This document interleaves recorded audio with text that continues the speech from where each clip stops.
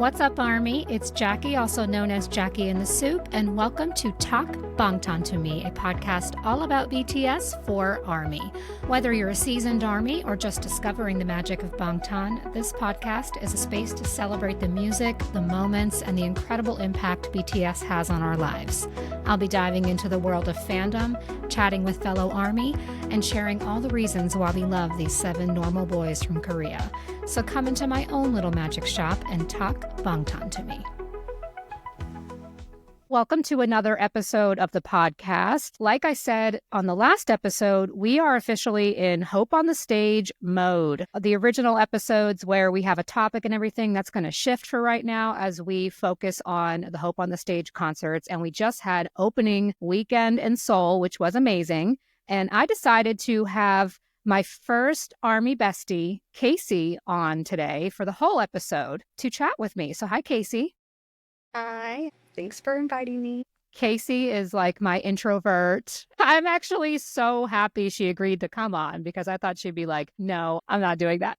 Yeah, so a little bit about Kacey and I. Kacey is my very first Army friend, and I actually looked back and you were in my first 25 followers. Like you were from the beginning with me. Really?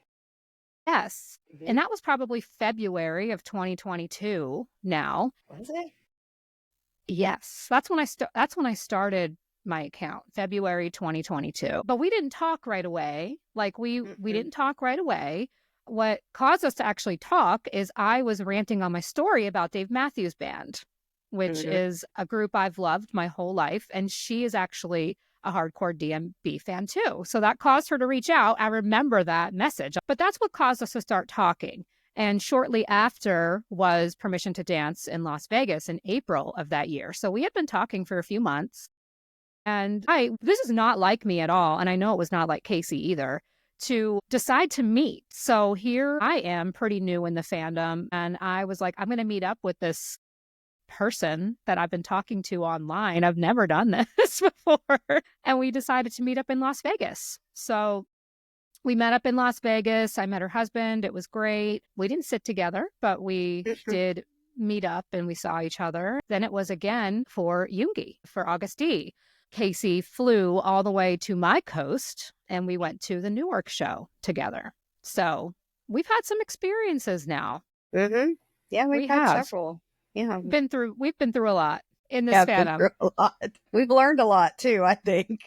She's just been by my side throughout this whole journey. And I wish we were going together for Hope on the Stage. I wish I was going to LA because I feel like everybody's out there. Everybody's in Texas and LA. There's so many armies in Texas there and are LA. tons of armies in Texas. I think they've noticed it now though, because with Hobie doing a Texas stop. I mean, BTS always did too. They would always go to Dallas? Probably Arlington.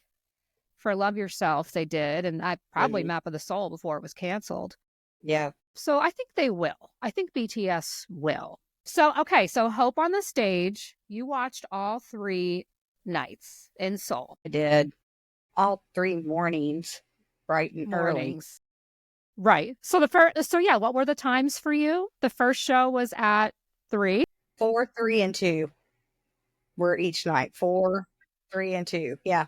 But yeah, it was rough. It was rough. And we've been out of practice because I remember doing this for Yoongi. I remember doing it for Permission to Dance in LA. I remember streaming that. And I'm having a hard time these days. I don't know if I'm out of practice or what, but it's rough doing these all-nighters. The energy of a live stream, a proper one, not, one that you pay for, not one that you're illegally streaming and it's crappy quality, like a proper live stream with good camera work and everything.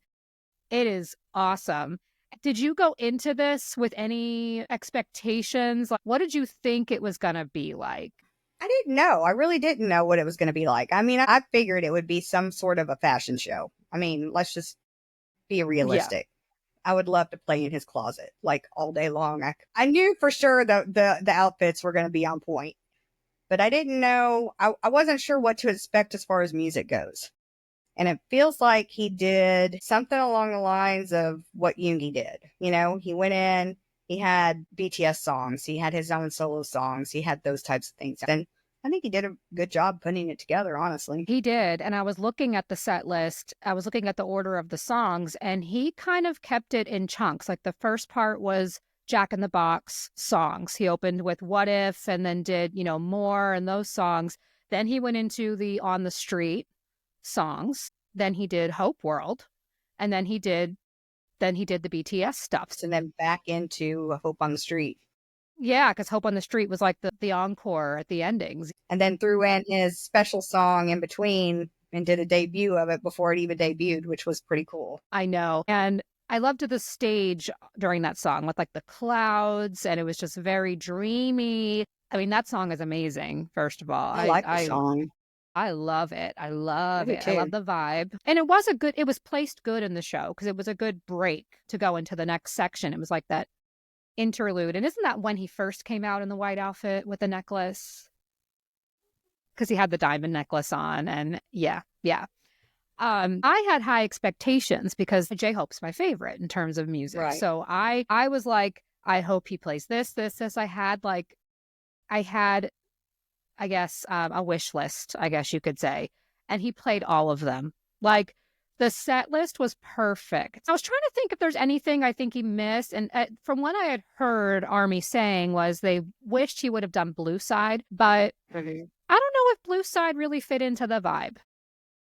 Yeah, no, I have to agree with you. I don't think it is. I like the song. I mean, it could have been like a starter song, like, the musical box was at the beginning. Like, it could be something that would end the show or something, but I don't think it's necessarily a fit it into the flow lineup of it. Yeah. But other than that, I mean, I loved everything he did. I thought the opening with Reflection was genius, with the boxes all kind of moving. Oh, yeah, that was awesome. That was awesome. I liked his stage. I liked the way the stage was set up. And hopefully, I mean, you'll see it first since you're going to New York. I'd be curious to know what New York looks like after you guys go and see the show. I bet you that he had a lot to do with that. Like, his attention to detail. And he's such a performer. And you could tell he was probably so deeply involved in every bit of that stage. Yeah. I think that the stage itself was very bright and welcoming. Like, it's very Hobie. It's very happy Hobie-esque. Yes. The red in the beginning was very nice. It's very nice. Yeah, let's talk about that, because we're like all over, because it's like, oh my God, so many things to talk about. But from the beginning, that moment when he came out of the moving boxes in that dark red leather outfit with the fur and the gloves, it was perfection. It was Dom sock. 100% chef's kiss. I was like, ooh, it's even leather.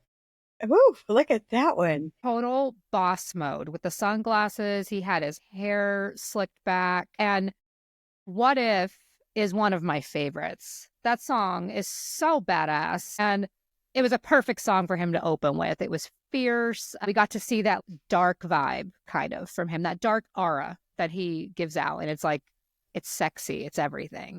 But then he kind of breaks out of that and gets into like the happy Hobie, where it's like the street dancers and we're dancing, and which I loved. I think that if I had an expectation, it would be that. I was expecting him to have some sort of dance routine or street dancing intertwined within the whole concert, because that's what he does. He likes to dance and he's really good at what he does. And I couldn't see him not having dance in his concert throughout. And he gave the dancers were like at the forefront of the show. I mean, he was dancing with just one dancer at one point. I just love the vibe of On the Street. It's like, it's just so happy. It's so him. Like, it just feels so him. And it's not a very long album either.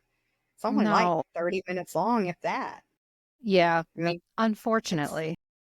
Right. It's like Hope World, but even so, the show was still 2.5 hours long. So even though he has short albums, he really filled the time with those songs. And the BTS section of the concert, where he's doing the BTS songs, he was different from Yoongi in that he actually did most of the song or all of the song, whereas Yoongi just did his rap sections.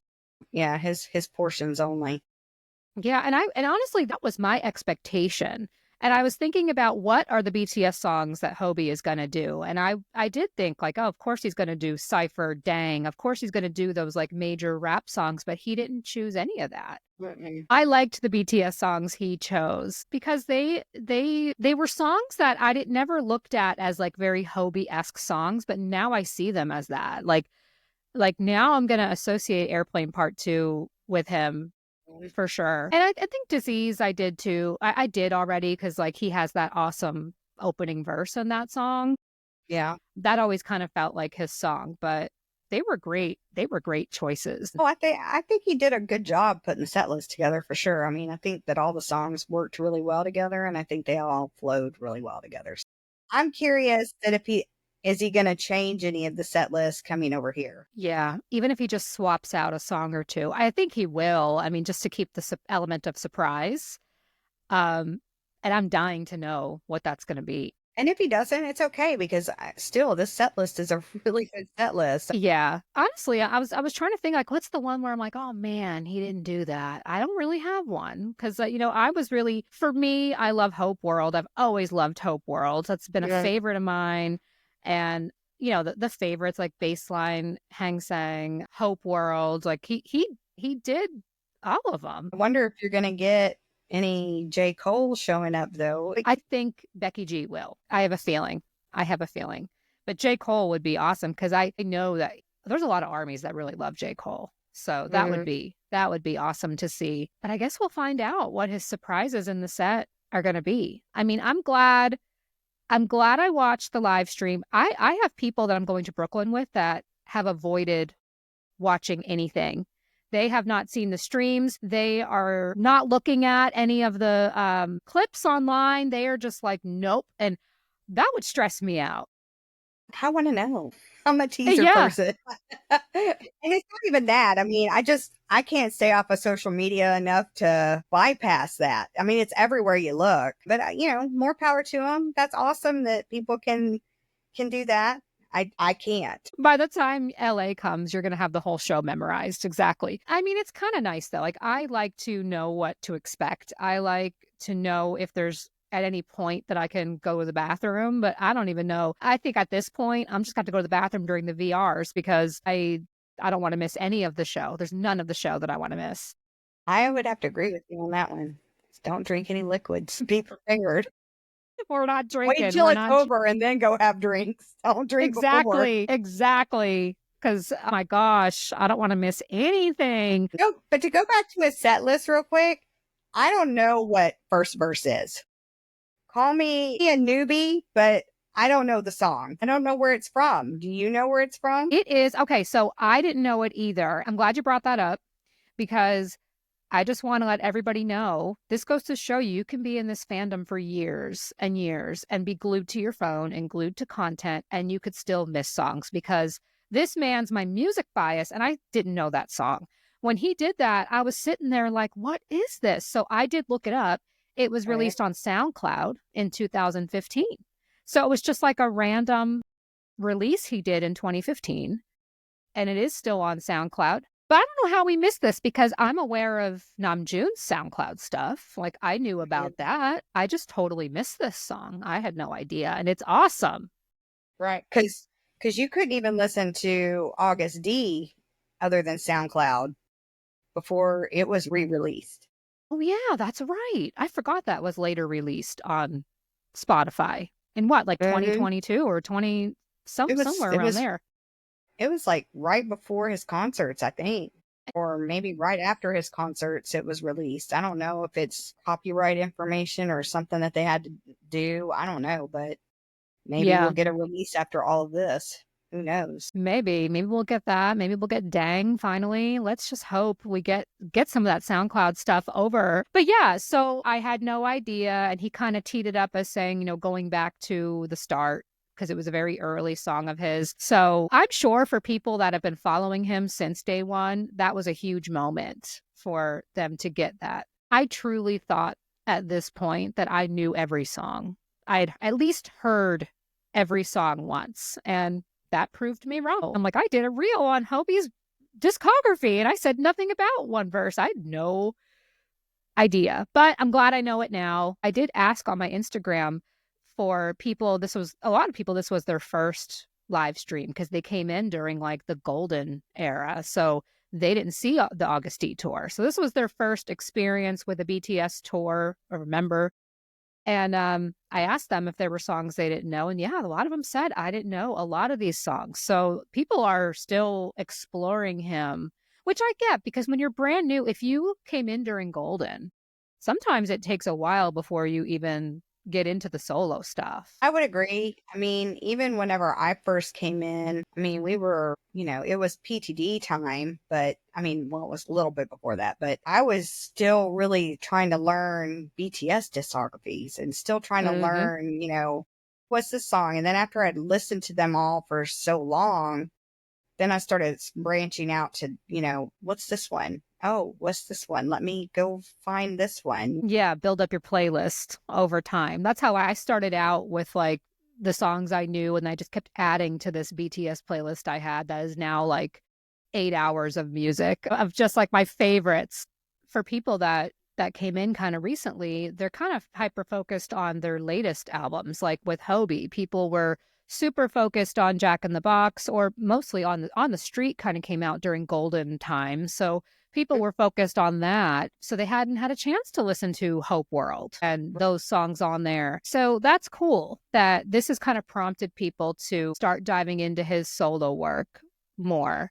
Because that's something that overwhelmed me at first. I know that when I was trying to get to know them, I was like, "Oh, you're telling me they have solo albums too? What? Where do I even start with that?" So yeah, set list was perfect. Outfits were perfect. What was your favorite ensemble of like clothing wise? First day with the cardigan for sure.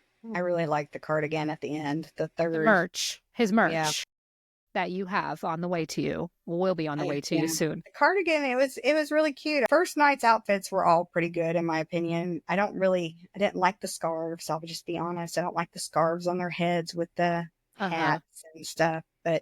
And he seemed to be having wardrobe malfunction with that beanie and the scarf that the twilly he had on. Oh, was he? Was he like Yeah, messing with he it a kept lot? pulling his beanie back. It kept like being around his eyes, and he's like walking around, pushing it up. And so I think the next night, that's when he went with the bucket hat with the scarf. It Uh huh. probably was because, hey, this beanie is driving me nuts, and Yeah. I can't take it off because my hair is going to look crazy. Right. He planned to have a hat on. Yeah. And that's kind of like expected. Like, even think with Yoongi, just in general, night one, they're kind of getting used to things. They're checking out how the wardrobe works, feeling it out. And when we saw Yoongi in Newark, that was early in the tour. It was day 3. And you could tell he was more warmed up. But I think from when we went to, the final concert in Seoul, he really evolved and felt it. And I think that happened with Hobie just in these first 3 days. And I'm kind of mad I didn't watch day 3 because I heard he was really feeling himself day 3. He was comfortable. He was vibing with Army, and he was starting to see what they liked. He was like right there on the barricades and like literally holding hands with people like Oh, this close to them. And I'm like, you are kidding me. yeah, because day 1, it started up where he just kind of like walked up. And then just turned around and walked back up the stairs. The second day, he got a little bit closer. And then the third day, he's like, let me just get right in your face. And I'm like, I'm not sure that I wouldn't assault you at this point, but I'm going to be a good person and not do that so I don't get kicked out. If it was me, that would have to be a lot of restraint. Yoongi didn't even get that close. I mean, No. Yoongi definitely played up the Galaxy phone thing, going back. Like he Hmm. got more into that was like the moment for him, like playing with Army. But Hobie, like he really got He in was, there and got he was like close. right up in that girl's face the third day. And I was like, well, no. It was amazing. I wonder if he's going to do that. But I'm curious because those concerts in Seoul had a standing section. No other concerts have standing sections. So I am glad it's seated. I'm glad it's seated. For night 1, I'm seated center stage, right about where we stood for Yoongi. It's going to be about that far away. So I'm hoping it's going to be a great view. But I guess we'll see if how he gets up close and personal when there's seats. I mean, maybe he'll just come right up to barricade.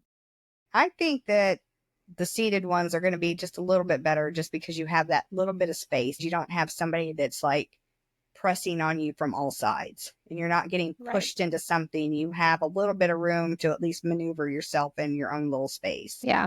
And you can leave your seat and come back. Like that's the thing. When you're general admission, you're not leaving that spot because you're not getting back.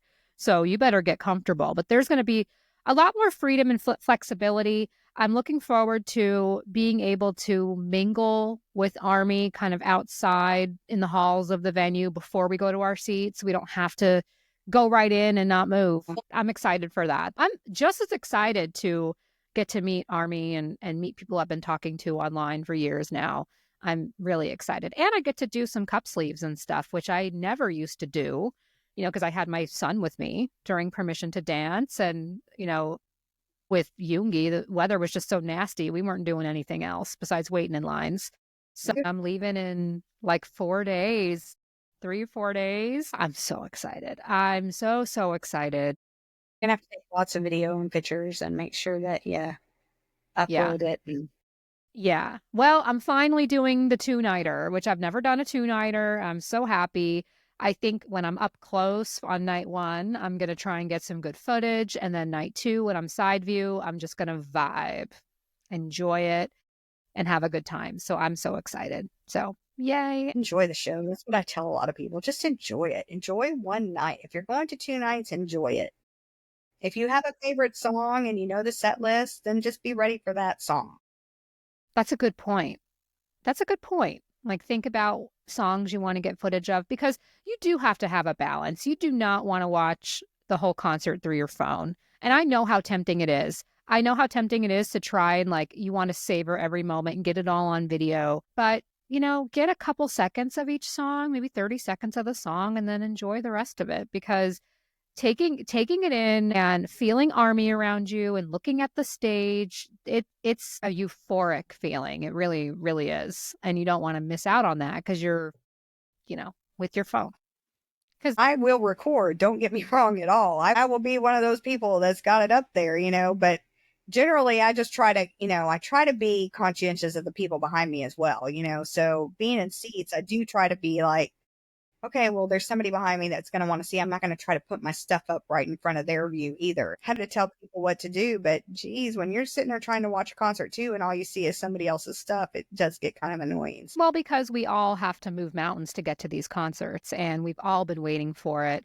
So you want to be able to see it, experience it, not have someone else being inconsiderate. Like I like the signs because they are fun and quirky, but honestly, I could do without them. I wish they would just say no signs because everybody wants to get on the big screen with the signs. Everybody wants Hobie to see their sign or whoever.